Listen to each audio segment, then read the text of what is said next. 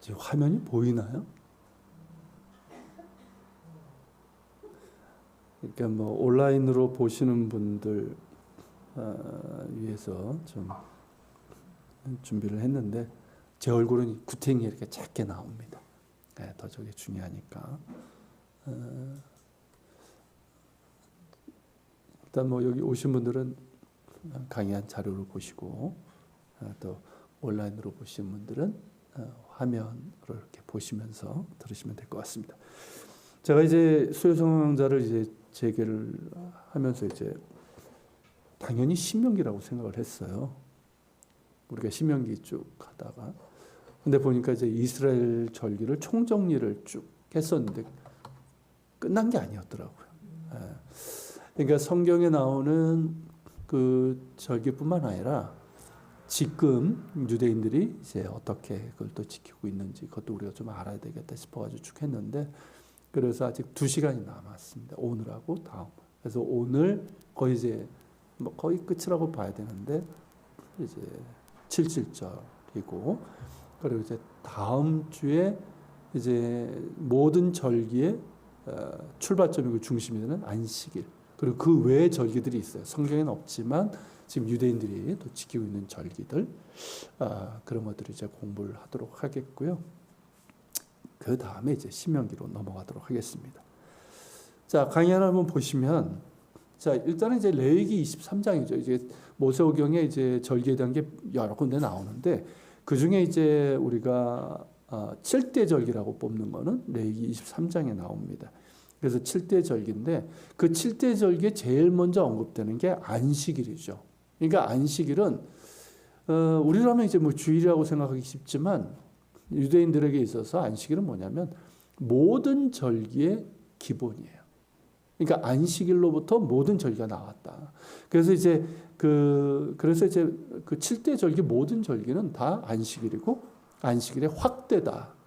그렇게 이제 생각을 할 수가 있습니다. 그래서 이제 안식일이 제일 먼저 나오는 거고요. 7대 절기에서. 그 다음에 이제 유월절과 무교절. 이 유월절과 무교절, 초실절. 요 세 개는 우리가 이제 나눠서 사실 이제 구약 시대는 나오지만 시대가 흐르면서 이것이 이 세 개가 합쳐지죠. 이제 같이 이어지죠. 네, 그렇게 이제 우리가 이제 볼 수 있고 유월절이 제일 먼저 나오고 그다음에 이제 무교병을 먹는 무교절. 그게 끝나고 이제 초실절. 근데 이제 전체적으로 붙어 있기 때문에 하나로 그냥 통칭해서 요즘은 유월절이라고 얘기를 하고요. 그다음에 이제 칠칠절 나오고 그리고 이제 나팔절, 가을이죠, 요건. 그리고 이제 대속죄일, 초막절. 요것도 이제 약간의 간격은 있지만 같은 때에 있습니다. 이렇게 이제 7대 절기가 나오고요. 안식일이 매주 반복되는 절기이기 때문에 실제로 1년을 주기로 본다면 원래 시작은 6월절이었어요. 그러니까 이스라엘의 역사, 그러니까 그들의 조상은 아브라함이지만 실제로 이스라엘 민족으로서의 시작은 출애굽이에요. 근데 그 기점이 6월절이 되는 거죠. 그러니까 애굽에서 나오게 된 그 출발점. 그래서 6월절이 이스라엘 민족에게는 원래 새해 시작이었어요. 원래는. 그래서 6월절과 무교절이 시작인데 요 6월절을 시작으로 해서 1년이 시작되는 걸 이제 성서력 혹은 종교력이라고 합니다. 그래서 이제 종교력, 성서력으로 볼 때는 6월절이 속한 요 때를 이제 아비벌, 아비브월, 아비브라는 말이 봄이라는 뜻이에요. 아비벌. 그리고 나중에 이제 그 바벨론 쪽 영향을 받으면서 니산월이라고도 이제 부르게 됩니다. 이게 우리 양력 3, 4월에 해당이 돼요. 그래서 6월절이 요때 있죠. 요때가 이제 1년의 첫째 달이었어요, 원래. 그런데 이제 바벨론 포로 이후에 다시 고대 근동, 뭐 바벨론뿐만 아니라 이제 페르시아로 넘어가잖아요. 그리고 페르시아에 계속 통치를 받게 되는데 고대 근동의 주된 원력 방식을 이제 따르게 됩니다. 어쩔 수 없이 따르게 되고 그리고 이제 랍비들 이게 이런 반발도 있었지 않았겠어요? 그죠? 왜 바벨론에 이런 걸 따르냐? 근데 이제 그 전체적으로 따르게 되면서 랍비들이 의미를 부여한 게 뭐냐면 나름대로 의미가 있다. 그러니까 나팔절이잖아요. 나팔절.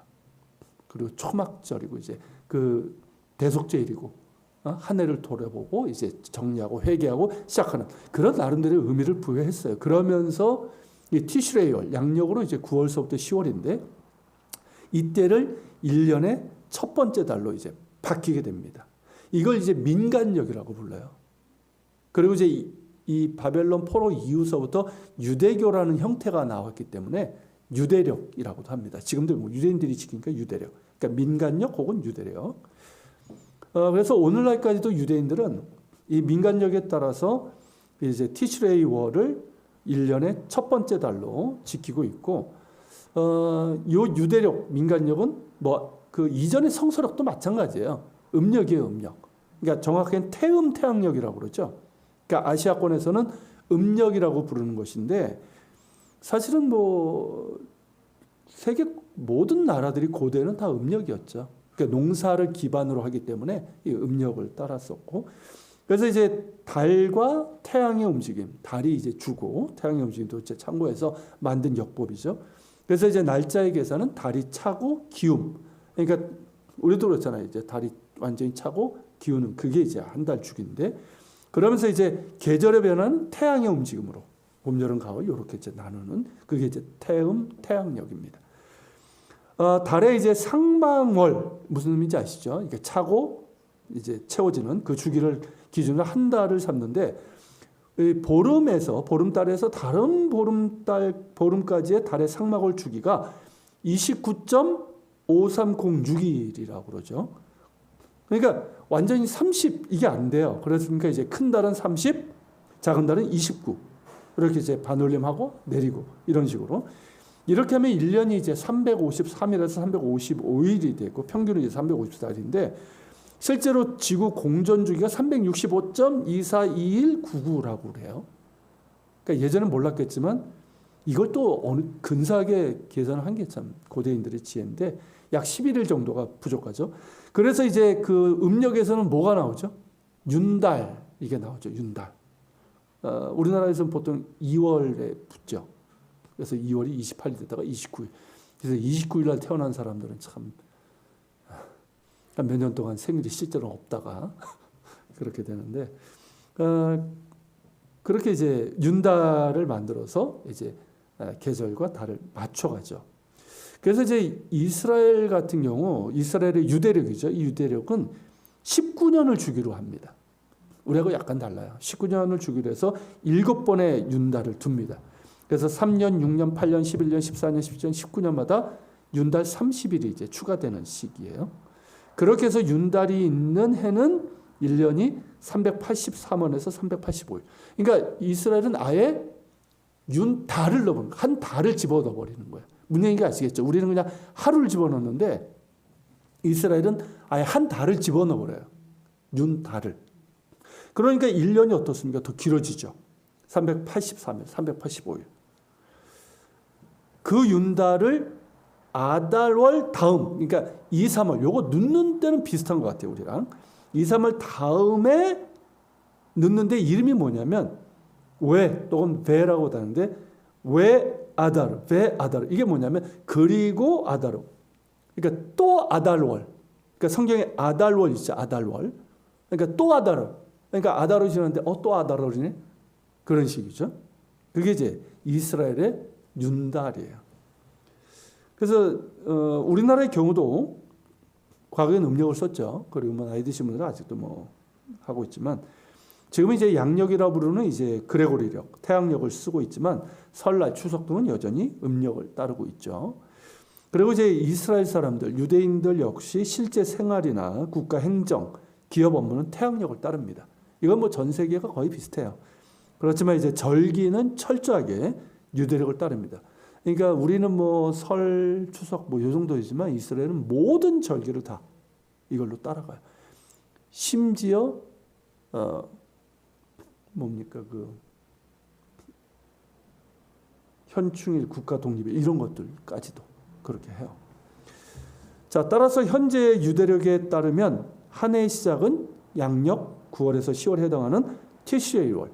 성경에 이제 티슈리로도 많이 나오고요.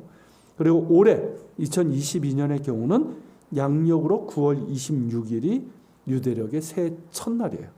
그 첫날을 로시 하샤나라고 하는데 성경의 나팔절에 해당이 됩니다. 그래서 저희가 이스라엘 살 때는 설날을 3번 겪었죠. 유대인들의 설날 로시 하샤나, 1월 1일 설날, 우리 음력 설날. 그것도 괜찮았어요, 나름대로. 자, 이제 다음 페이지를 제가 이걸 안 넘겨드렸는데, 자, 스크린으로 보시는 분들 나중에 천천히 이렇게 좀 정지 화면 해놓으시고요.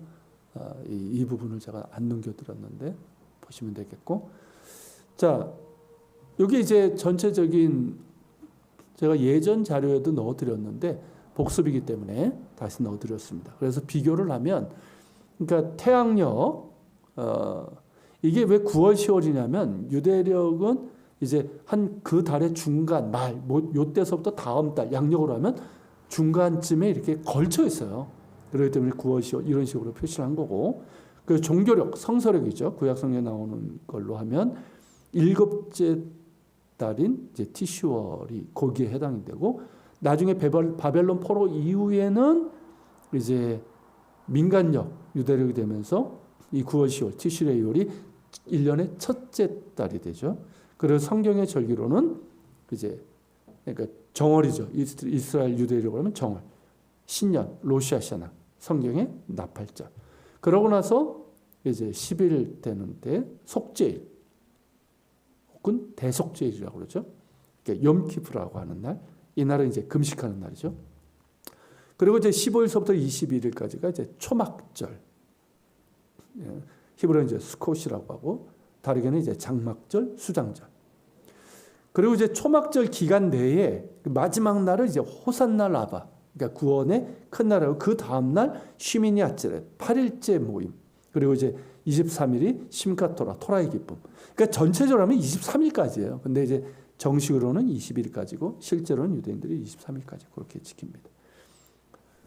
그리고 이제 그 다음 달 10월 11일 양력으로 이때가 이제 해슈본이고 둘째 달 이렇게 되고요. 이때 이제 이른비, 보통 한 10월 정도에 이제 이른비가 보통 온다고 생각을 하고, 이때 이제 보리 밀 파종을 하는 거죠. 그러니까 초막절쯤, 초막절이 끝날 쯤, 그때쯤 이제 이른비가 보통 내리고 보밀 파종하죠. 그리고 이제 11월 이제 키슬레브월이고, 이때 수전절.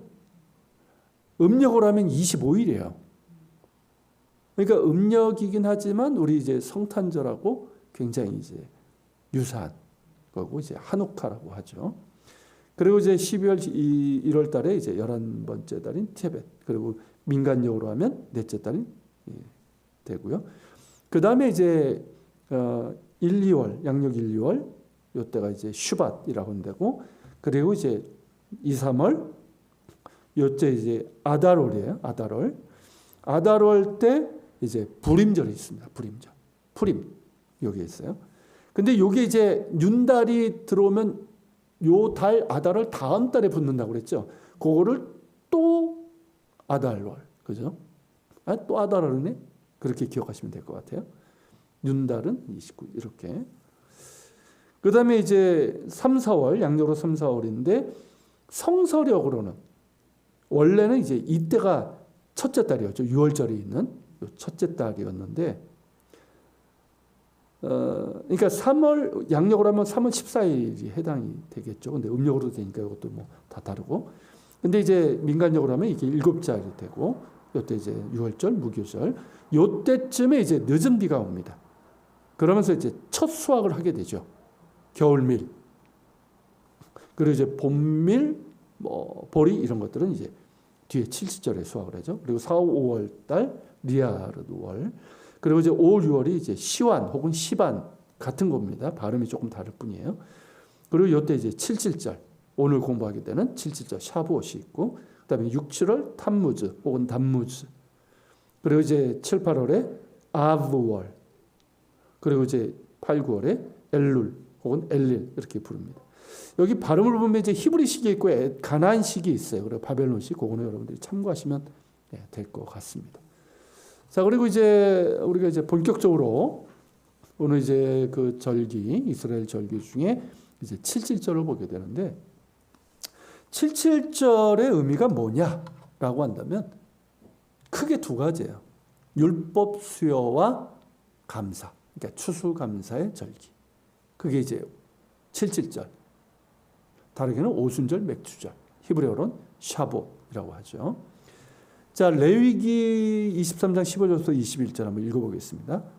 안식일 이튿날 곧 너희가 요제로 곡식단을 가져온 날부터 세워서 7 안식일의 수요를 채우고 7 안식일 이튿날까지 합하여 50일을 계수하여 새 소재를 여호와께 드리되 너의 처소에서 10분의 2 에바로 만든 떡 2개를 가져다가 흔들지니 이는 고운 가루에 누룩을 넣어서 구운 것이요 이는 첫 요제로 여호와께 드리는 것이며 너희는 또 이 떡과 함께 1년 된 흠없는 어린 양 7마리와 어린 소 1마리와 순양 2마리를 드리되 이것들을 그 소제와 그 전제 제물과 함께 여호와께 드려 번제물로 삼을지니 이는 화제라 여호와께 향기로운 냄새며 하나로 속죄제를 드리되 화목제물로 드릴 것이요 제사장은 그 첫 이삭의 떡과 함께 그 2마리 어린 양을 여호와 앞에 흔들어서 요제를 삼을 것이요 이것들은 여호와께 드리는 성물이니 제사장에게 돌릴 것이며 이날에 너희는 너희 중에 성회를 공포하고 어떤 노동도 하지 말지니 이는 너희가 그 거주하는 각처에서 대대로 지킬 영원한 규례이니라. 너희의 땅과 곡물을 벨 때의 발 모퉁이에서 다 베지 말고 떨어진 것들은 줍지 말고 그것을 가난한 자와 거류민을 위하여 남겨두라. 나는 너희의 하나님 여호와니라. 이미 이제 3대 절기는 우리가 앞에서 한 2번 다뤘어요. 그래서 이런 특히 레위기 23장의 이런 의미들 그리고 이제 이 77절에 하나님께서 주신 명령들 이런 것들은 다 살펴봤기 때문에 홈페이지 가시면 혹은 여러분들이 받으신 자료들 거기에 보면 있으니까 다시 한번 이렇게 보시면 더 정리가 잘 되실 거예요. 자, 우리가 이제 교회를 다니다 보면 이제 이 절기에 대한 이름을 듣는데 사실 이제 그 이렇게 좀 성경에 대해서 많이 모르는 분들은 그 명칭이 헷갈려요. 어쩔 때는 이렇게 불렀다가 어쩔 때는 이렇게 불렀다가 성경에도 이렇게 나오고 그러니까 뭐 77절로 불렀다가 오순절로 불렀다가 뭐 이렇게 되니까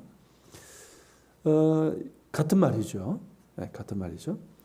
그래서 이 77절 그러니까 6월절 초막절과 더불어서 이제 3대 절기죠. 가장 큰 절기 3대 절기로 알려진 이 77절 히브리어 이제 샤봇이라고 하는데 이건 이제 시완월 이제 양력 5, 6월 6일입니다. 그러니까 음력으로 계산하셔야 돼요. 6일에 있습니다. 양력으로는 그 올해 같은 경우는 6월 5일이고 성령 강림주일과 일치합니다. 올해는 이 우리 저 부활절하고 6월절하고 거의 일치해요. 전체적으로 지금 일치합니다.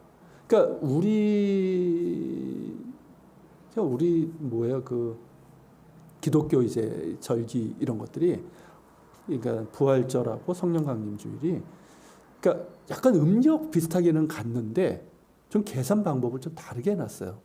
그래야지 유대력하고 틀려요. 그건 좀 아쉬워요. 좀 같이 해놓으면 실제로 뭐 6월절 기간에 예수님께서 십자가에 달려 죽으시고 부활하셨고 그리고 그 위에 50일 있다가 성령 임하셨고 그러니까 그렇게 따라가면 좋은데 왜 그렇게 해놨는지 지금은 그걸 바꿀 수도 없고 어쨌든 아쉬움이 있지만 올해는 성령 강림주일과 일치합니다. 6월절도 마찬가지고요.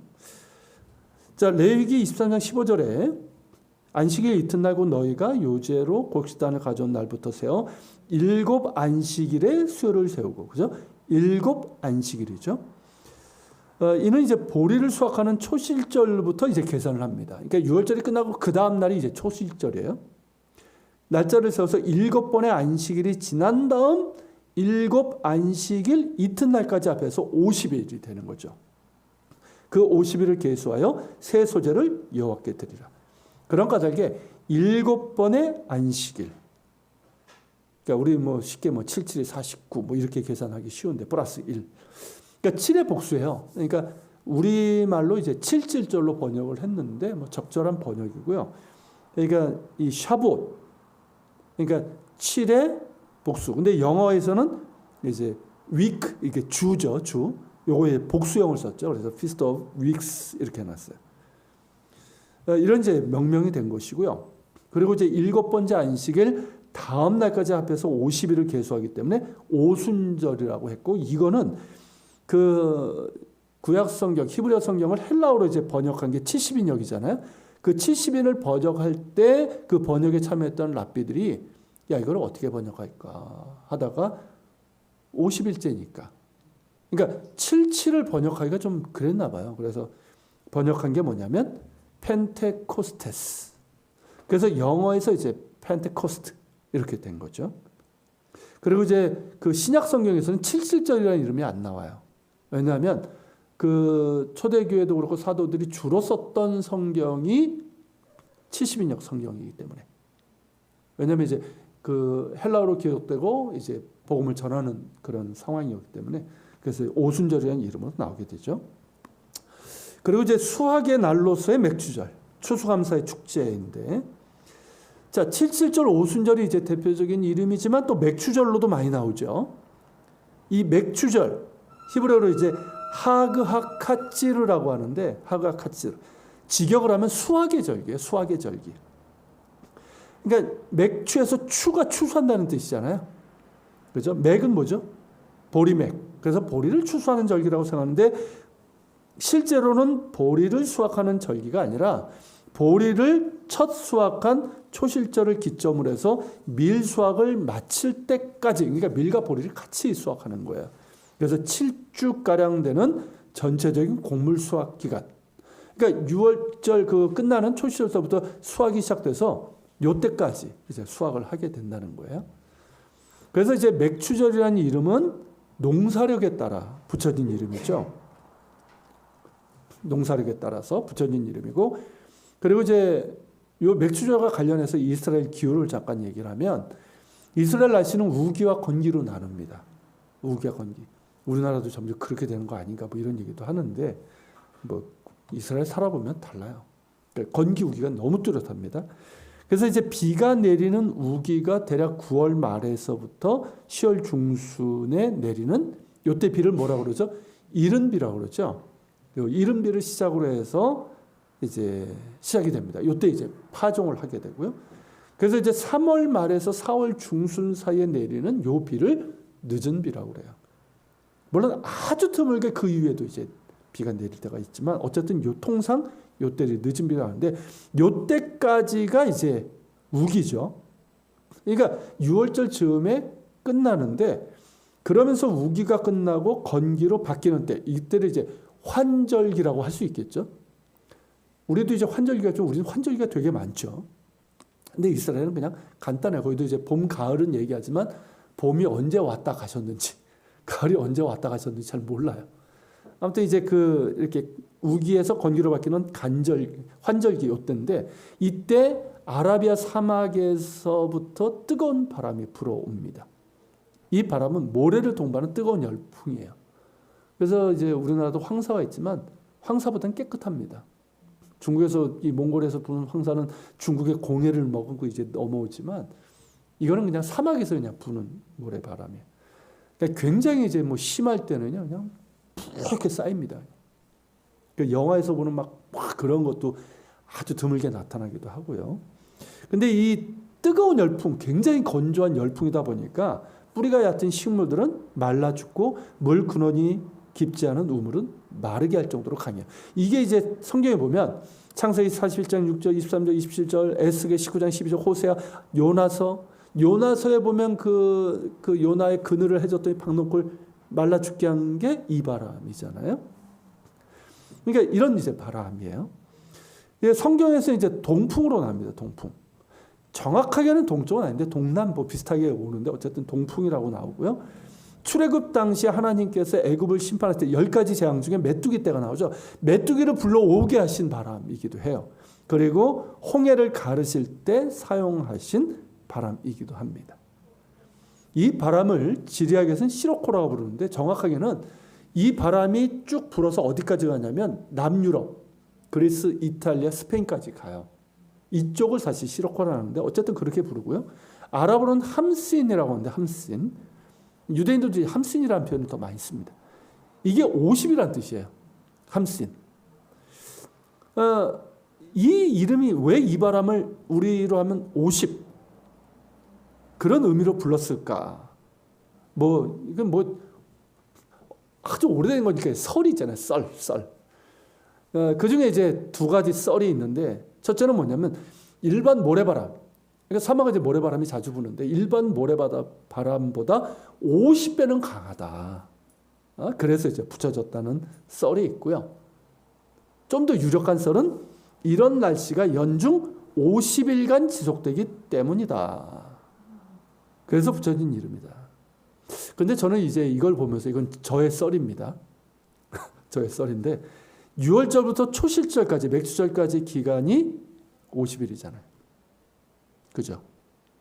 그러니까 50일인 것을 감안하면 그와 관련이 있지 않나 그런 생각도 해봅니다. 어쨌든 이 아라비아 사막에서 부는 이 뜨거운 모래열풍인 동풍, 시로코 혹은 함신이라고 하는 이 동풍은 우기 때 자란 밀보리를 연글게 해줘요. 우리나라도 마찬가지죠. 이 곡식이 연글 때 막 비 오고 그러면 안 되죠. 태풍 걸면 안 되잖아요. 햇빛이 좋아야 돼요. 그러니까 이런 애들이 이때 그냥 연글게 해줍니다. 그리고 이 바람이 끝날 쯤에 이제 수확이 이제 되는 거죠.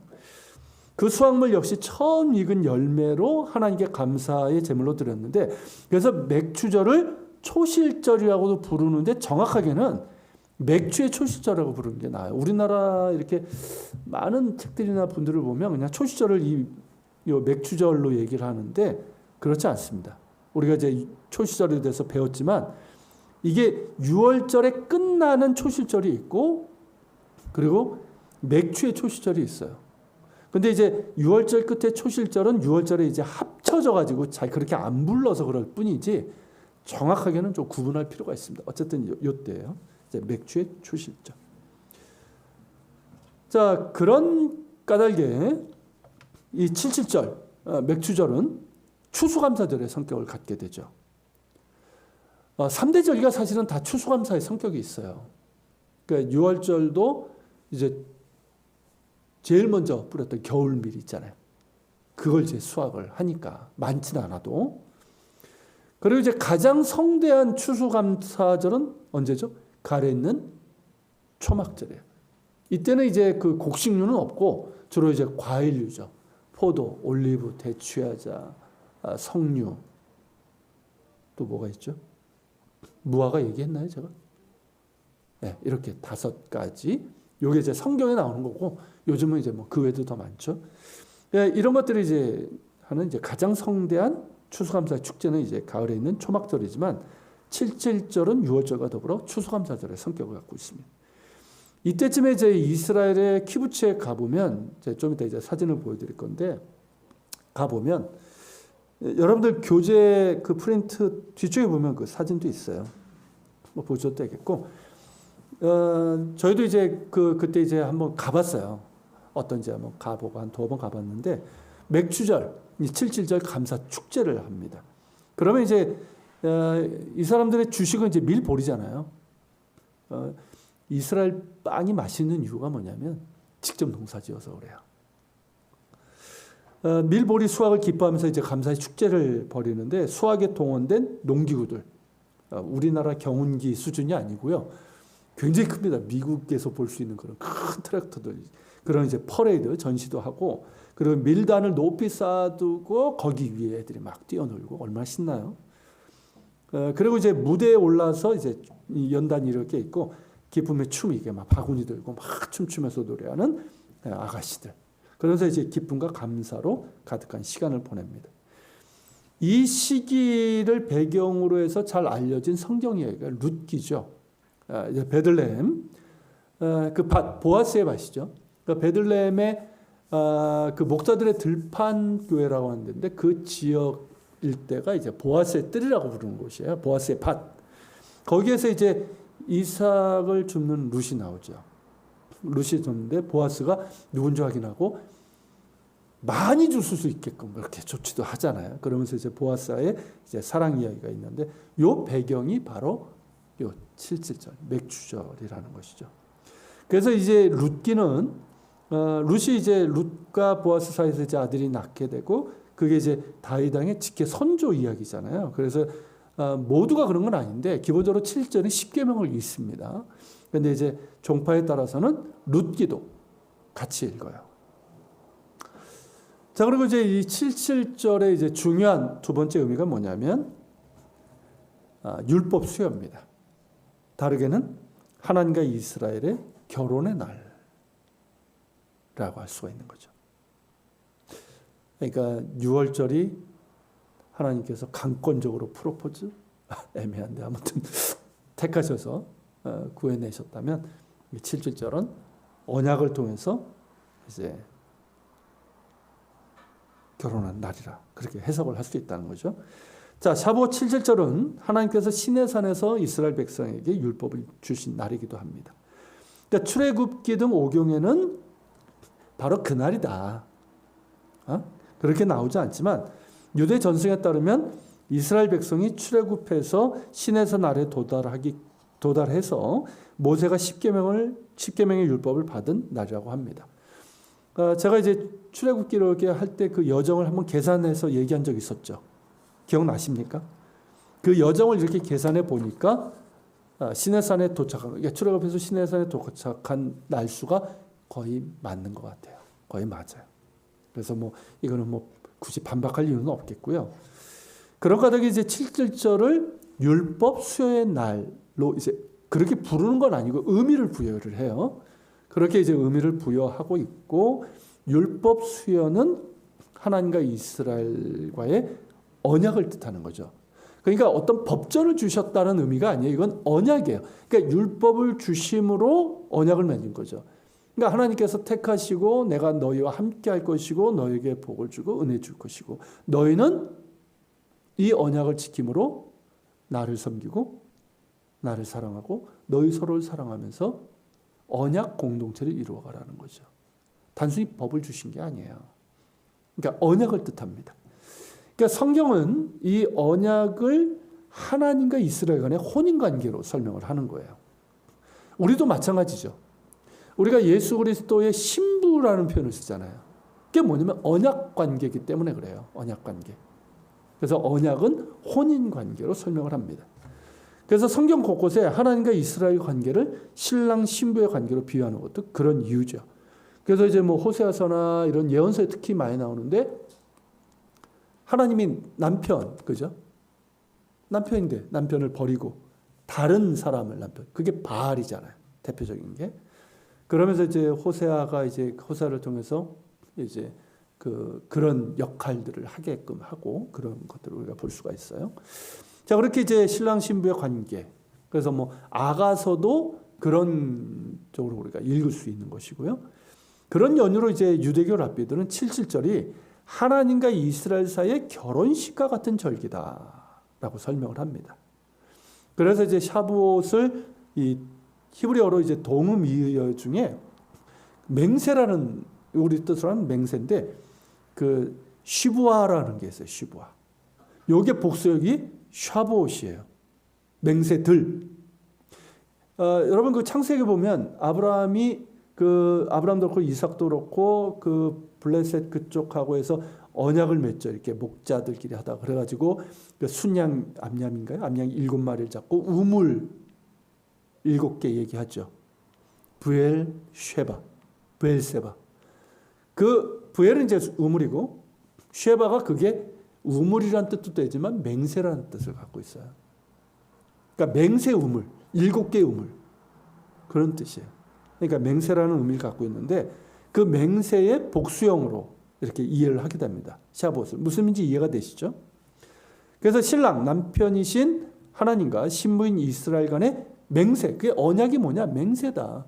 그죠? 하나님은 그들과 함께 했다는 맹세. 이스라엘도 어떻습니까? 이 언약대로 하나님을 사랑하고 하나님의 뜻대로 행하겠다는 맹세잖아요. 그 맹세, 언약이 담겨있는 율법과 그 율법을 기념하는 날이라는 겁니다. 그래서 77절이 시작되는 저녁에 여자들이 혼인을 뜻하는 촛불. 이게 촛불은 만식이라도 켜고 다 켜지만 이때는 이제 혼인을 뜻하는 촛불의 의미예요. 그러면서 이제 명절이 시작되는 것을 알리고, 그러면서 이제 그 첫날 밤에는 다들 자지 않고, 실제로 뭐 밤을 새는 건 아니고요. 늦은 시간까지 성경을 읽고 배우고, 주로 이제 오경이죠. 그리고 낮에는 이제 아이들까지. 그러니까 이 칠칠절은 이틀 정도만 지켜요. 그러니까 낮에는 아이들까지 다 회당에 가서 십계명 낭독을 듣게 됩니다. 그런 가다가 이제 칠칠절 이 샤보옷을 상징하는 표현 중에 십계명 돌판이 들어가는 거예요. 뭐 화면으로 보시든 여러분 책자에서 보시든 저렇게 샤보옷 하면 이제 곡식단하고 과일 바구니 주머니. 그러니까 뭐 일은 뭐하거나 뭐 요때도 이제 열매들이 좀 있으니까. 그리고 이제 십계명 돌판이 상징적으로 딱 나오고요.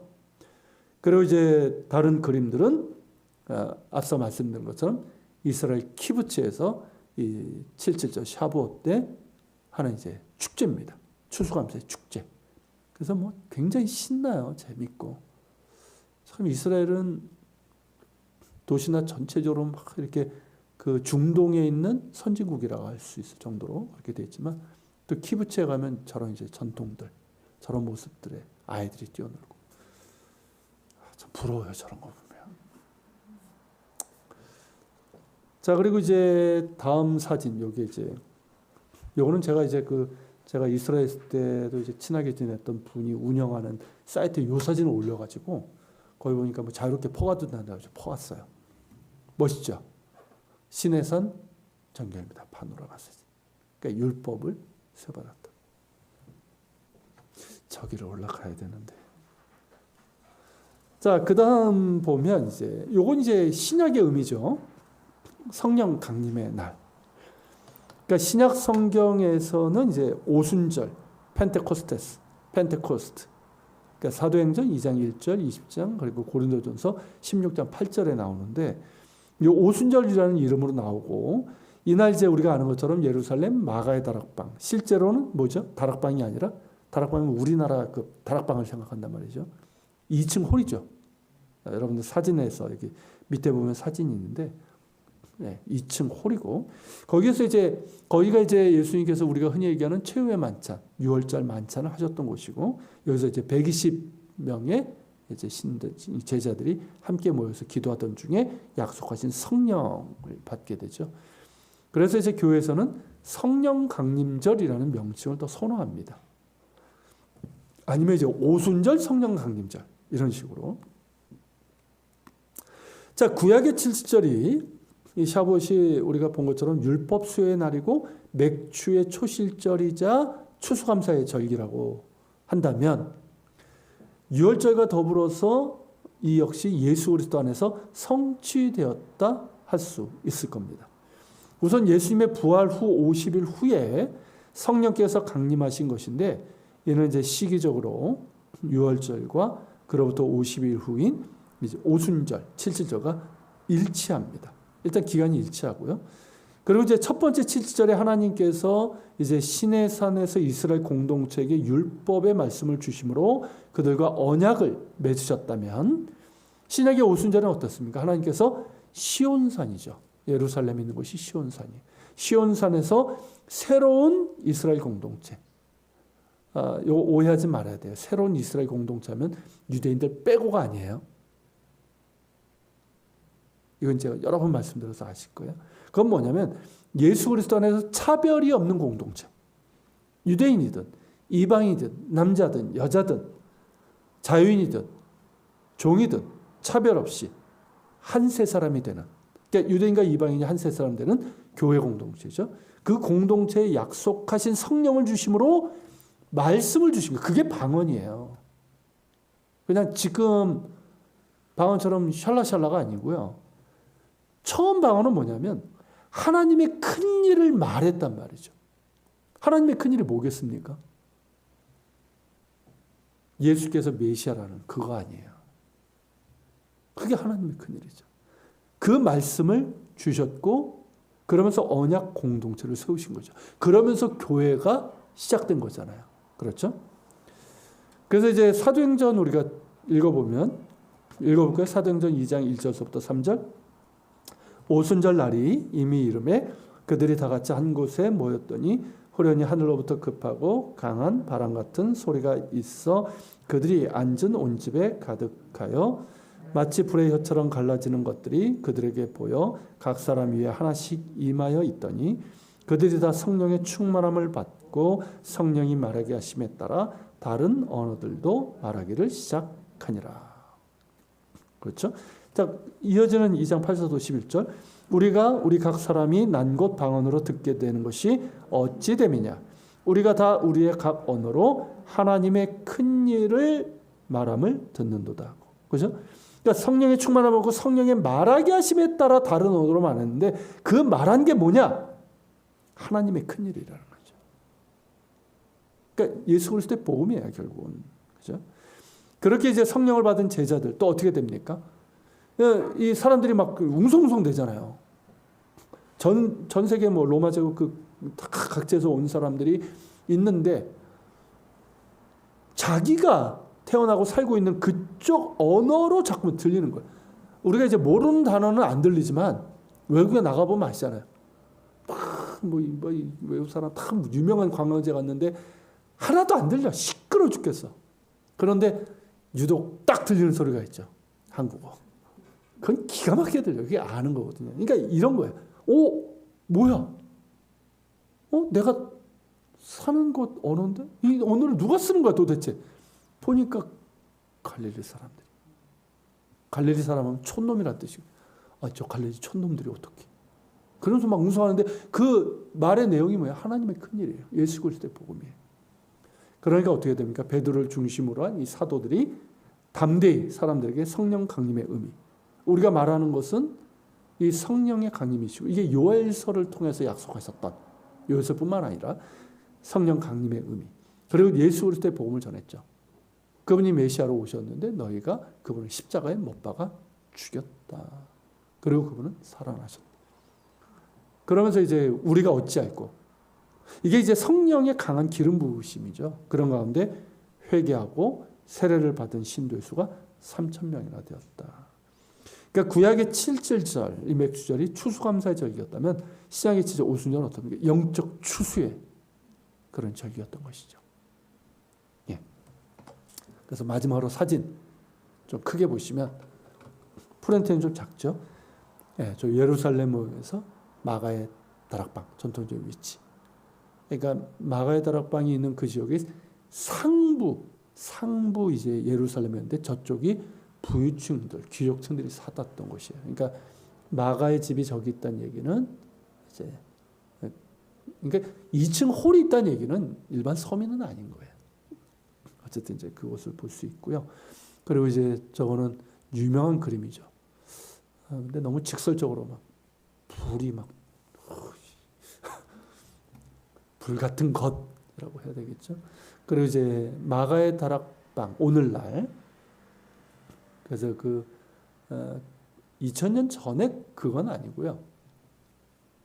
마가의 다락방은 추정되는 곳 그리고 그만한 위치 10자군 시대에서부터 있었던 그게 이제 지금도 있고 그래서 가게 됩니다. 실제로 가게 되면 뭐 120명이 모여서 기도할 만한 그런 장소이긴 해요. 자, 오늘은 이 정도. 뭐 앞으로도 그렇게 길게 하지는 않겠습니다. 예전에 한 뭐 10페이지 막 넘어가고 뭐 12페이지 막 이렇게 갔었는데 그렇게까지는 안 하고요. 그렇게 해서 하겠습니다. 혹시 뭐 질문이나 나누고 싶은 이야기 있어요?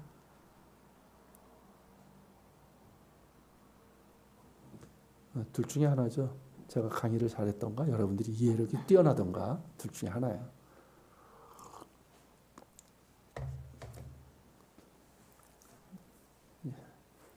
성령님께 영광을. 자, 우리 같이 한번 기도하고요. 마치도록 하겠습니다.